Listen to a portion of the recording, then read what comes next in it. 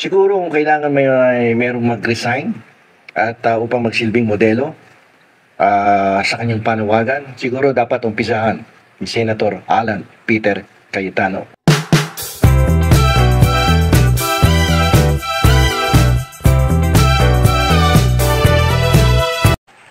Ang tatalakayin po natin ngayong araw na to ay isang napakabigat at napakaradikal na mungkahi na nagmumula sa isang kasalukuyang mambabatas sa mataas na kapulungan. Ito po yung panawagan para sa sabay-sabay na pagbibitiw o mass resignation ng lahat na halal na opisyal at ang pagdaraos ng tinatawag na snap elections o yung biglang halalan na wala sa itinakdang oras ng ating saligang batas. Ang panawagan pong ito ay isang malalim na political statement na nagpapakita ng matinding pagkadismaya sa estado ng korupsyon sa ating gobyerno. Mabigat tong binitawan na salita nito. At ang akin lang po na dapat kung sino yung nagpo-propose ng resignation, dapat ikaw ang magsilbing modelo at ikaw ang maunang magbitiw sa iyong tungkulin. Tingnan natin yung legalidad nito at hindi lang sa patayan ng politika. Ang tanong natin, pwede bang gawin to? At ano magiging epekto nito sa ilalim ng 1987 Constitution ng Pilipinas? So, i-discuss natin, ipaliwanag natin yung legalidad ng mass resignation, yung pangkalahatang pagbibitiw ng lahat ng halal na opisyal sa ating bansa. Ang unang bahagi ng mungkahi ay ang pagbibitiw ng lahat sa halal na opisyal, mula Pangulo hanggang sa mga lokal na opisyal. Alam niyo po, ang pagbibitiw sa pwesto ay voluntaryo yan. Hindi mo pwedeng puwersahin ang mga halal na opisyal sapagkat may mandato yan galing sa sambayanan. Sa ilalim ng ating batas, ang pagbibitiw o resignation ay isang kusang loob at personal na desisyon ng isang opisyal. Walang sinuman, kahit ang Kongreso o maging ang Korte Suprema, ang may kapangyarihang pilitin ng lahat ng halal na opisyal na magbitiw sa kanilang mga posisyon. Ang mga halal na opisyal ay may mandato, katulad ng sinabi ko kanina, mula sa taong bayan. Tanging ang kanilang individual na pasya ang makapagpapatapos sa kanilang termino. Maliban kung sila ay may mga kasalanang nagawa at sila ay ma-impeach o matanggal sa pwesto dahil sa mga kasong kriminal at sila ay nakasuhan dyan sa Office of the Ombudsman. Mabigat itong panawagan na ginawa ng ating senador na si Alan Peter Cayetano. Ako yung nagtataka lamang sapagkat siya ay isang abogado, ngunit ang kanyang panawagan ay walang malakas na basehan sa ilalim ng ating mga batas na umiral sa election laws at maging sa ating konstitusyon. Kung magkataon man akusang magbitiw ang lahat, magdudulot ito ng isang napakalaking krisis sa gobyerno. Tingnan natin doon sa executive branch. Kung magbibitiw ang Pangulo at Vice Presidente, nakasaad sa saligang batas sa ilalim ng Article 7, Section 8, na ang papalit ay ang Pangulo ng Senado. At kung hindi maaari, ang Speaker ng Kamara de Representantes. Ngunit kung ang tatlong ito ay sabay-sabay na magbibitiw, wala nang malinaw na linya ng paghalili. Yung line of succession natin. Mahihirapan tayo dyan. Sa ilalim ng ating konstitusyon, hindi malinaw ang paghalili kapag sabay-sabay nagbitigaw. Ito ay magre-resulta sa isang executive vacuum. Walang mamumuno sa executive branch at tayo ay parang isang manok na pinugutan ng ulo na tumatakbo sa gitna ng kalsada, hindi malaman kung saan pupunta. Ang sabay-sabay na pag-alis ng mga senador at kongresista ay magpapawalang bisa sa tinatawag na quorum. Kung walang quorum, paralisado ang Kongreso at wala nang magsasabatas. Wala nang law-making function. Sa madaling salita, ang mass resignation ay hindi lamang political statement kundi ito ay magiging pagsira sa pundasyon ng ating sistema ng pamahalaan. Kung sino man ang nagbibigay ng ganitong klaseng suhestyon, wala itong pagmamahal sa ating inang bayan. Ang gusto nito, magkagulo sa bansang Pilipinas. Tingnan natin itong snap elections. Ang pagdarawas ng pangkalatang snap elections para sa lahat ng posisyon, magulo to.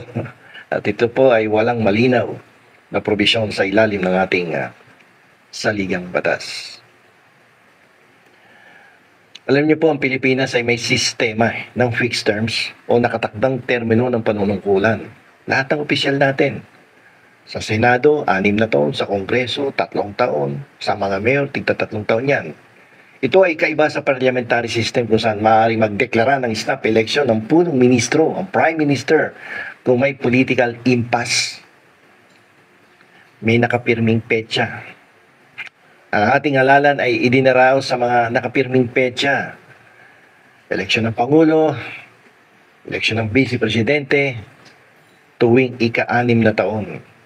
So malinaw yan, nakasaad sa ating saligang batas, sa election law, na may fixed term ang ating mga mambabatas, ang ating presidente, ang ating vice-presidente, ang ating mga gobernador, ang ating mga mayors, down to the level of the councilors. Lahat yan, pati barangay captain. Yung special election na yan, yung snap election na yan, actually hindi yan pinapayagan sa ilalim ng ating batas.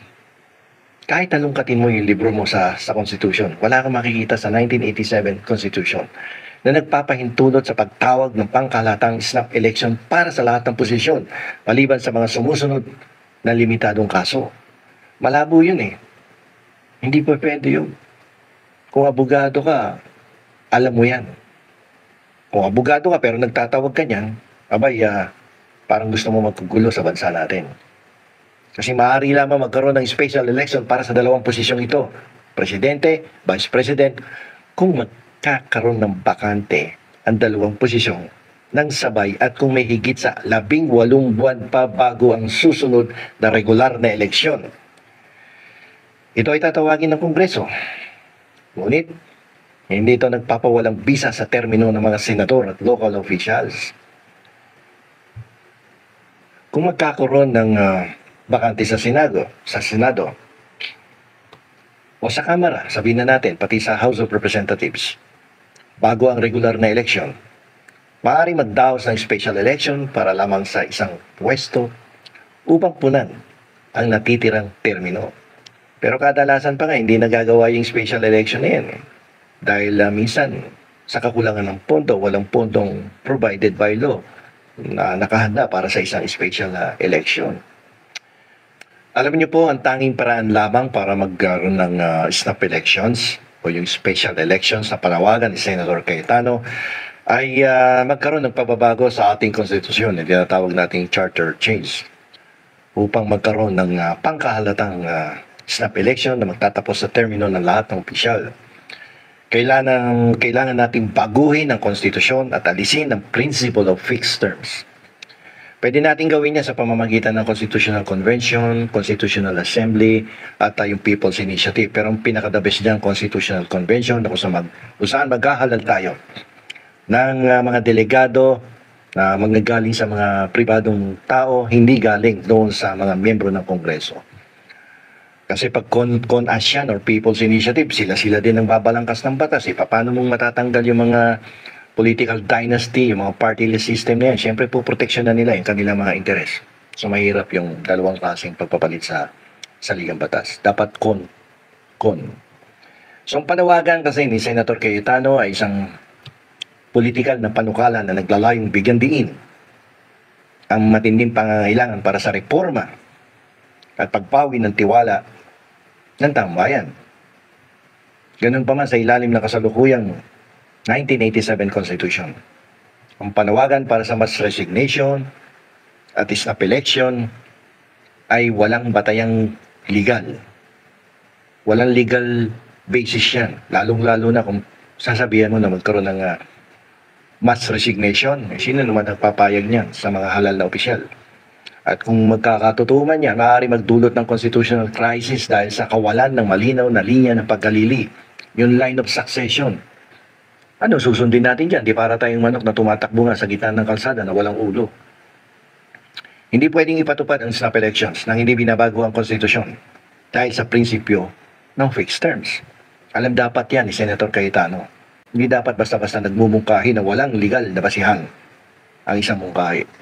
Ang solusyong hinahanap ay isang radikal na hakbang na nangangailangan ng political will ng lahat ng opisyal. O di kaya, sa malawakang pagbabago sa mismong sistema ng pamahalaan na nakasaad sa ating saligang batas. So, yung panawagan na yan for a snap election at mass resignation, siguro kung kailangan mayroong mag-resign at upang magsilbing modelo sa kanyang panawagan, siguro dapat umpisahan ni Senator Alan Peter Cayetano upang siyang magsilbing isang magandang halimbawa na sa panawagan na magbitiw ang lahat ng mga halal na opisyal. Total siya naman yung may gusto, di umpisahan niya at nang magkaroon ng isang modelo tungkol sa kanyang panawagan na magkaroon ng mass resignation at snap election.